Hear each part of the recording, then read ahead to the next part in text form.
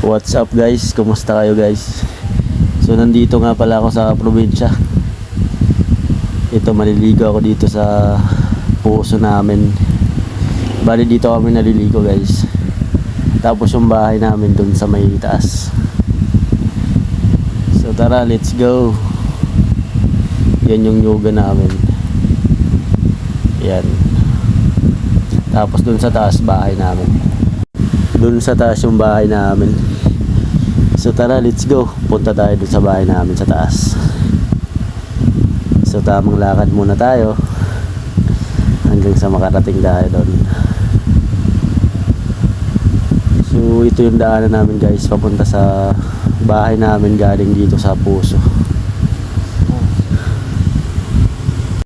Yung kapatid kong bunso sa pinsan ko guys, naglalaro. Mahilig sila maglaro dyan sa may lilim ng puno. Malamig kasi dyan pag lalo na pag tanghali.